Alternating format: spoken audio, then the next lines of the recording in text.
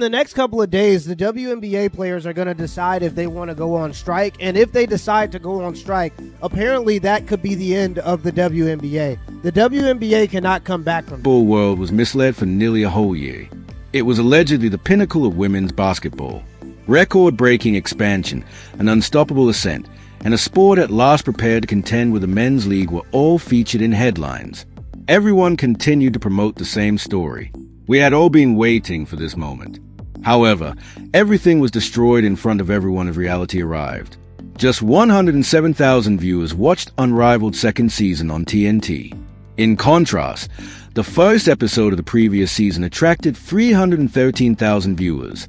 It wasn't just a terrible night, bad timing, or scheduling misfortune. It was a total freefall. A 65% decline in viewership in a single year, even though it was on a big network that spent a lot of money on promotion. When any league loses almost two-thirds of its fans in a single year, it's not a blip. That's a conclusion from the market. For many people, this is where things become quite unpleasant. When Caitlin Clark is taken out of the picture, viewers just vanish. They disappear entirely, neither gradually nor in part.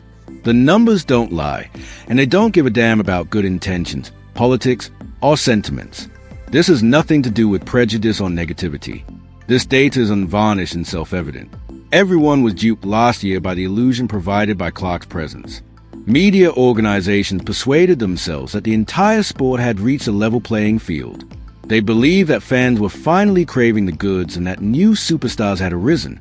In reality, it was far more severe and more simpler. There was a brief rise caused by one outstanding athlete. When you take her away, everything reverts to its initial state. Furthermore, the original business concept is seldom viable.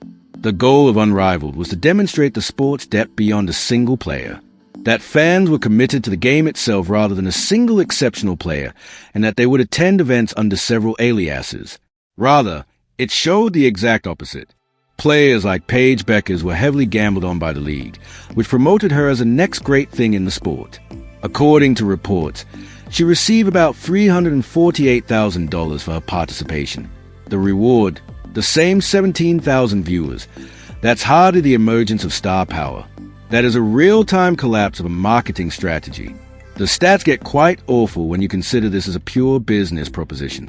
Before you even account for production costs, travel expenses, staff pay, insurance, facilities, and broadcast infrastructure, each viewer is effectively costing the opera several dollars. That is hardly a trajectory of growth. That is development disguised as financial quicksand. TNT did not support Unrivaled out of altruism.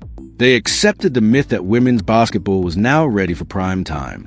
That whole idea was completely destroyed by those ratings. The fact that Unrivaled was never truly about basketball in the first place is something that most people overlooked.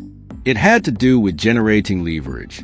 The entire concept was intended to serve as a negotiating tool, providing WNBA players with a choice when negotiating contracts. The plan made sense.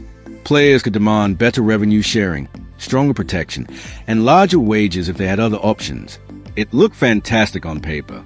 In reality, it's falling more quickly than anyone could have predicted. Leverage is only useful when your backup plan is truly effective. The safety net that demonstrated player value was meant to be unrivaled. Rather, it is confirming every uncertainty over consumer demand.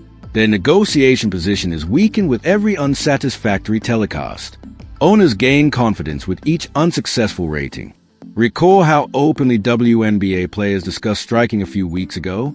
They talked about demanding what they believed they had owned and refusing to be treated disrespectfully. Suddenly, those same sportsmen are thinking about participating under the previous collective bargaining agreement, the transaction that they had previously deemed offensive. They openly opposed the same pay structure. Nobody had a change of heart to cause that significant alteration. It occurred as a result of reality ruining the celebration. 50% of net revenue, or profit after expenses, was given to WNBA players by the NBA. Almost all successful sports leagues throughout the world function in this manner. Instead, players requested 30% of gross revenue, income prior to outlays.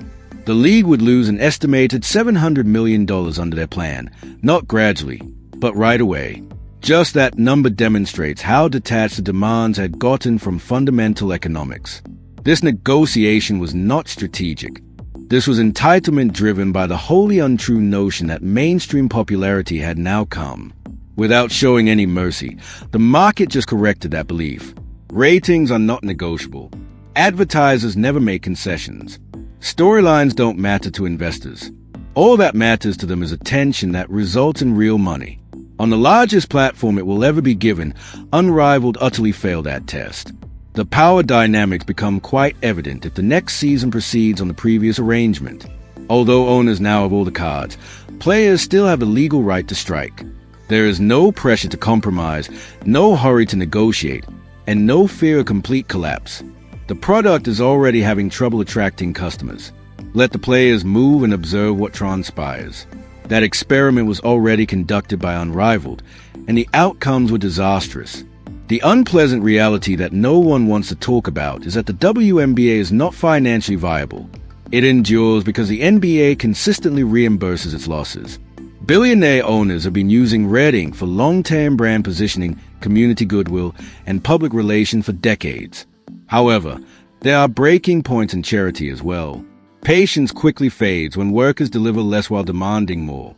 The worst error of all is revealed by the whole circumstance. The players' union mistook league-wide value creation for Caitlin Clark's personal popularity. A statistical aberration was mistaken for a long-term trend.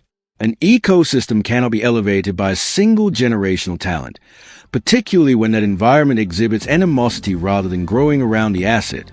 The facts, the ratings, and the hush that follows make it clear that audiences don't care when Clark isn't on television.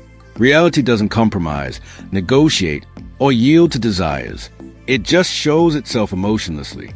And now it's exposing a league that mistook a fleeting moment for a long-lasting movement.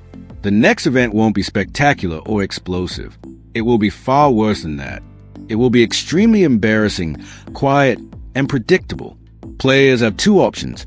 Either they strike and realize how little real leverage they have, or they accept something that is quite similar to the previous collective agreement.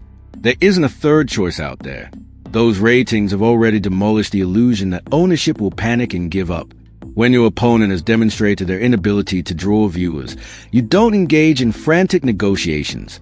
The league wouldn't be shut down by a strike, despite what players believe. It wouldn't incite public indignation or necessitate drastic compromises. It would merely validate the market's preconceived notion that the product is entirely optional. What they weren't watching anyhow won't be missed by viewers. If a league doesn't move metrics, sponsors won't jump at the chance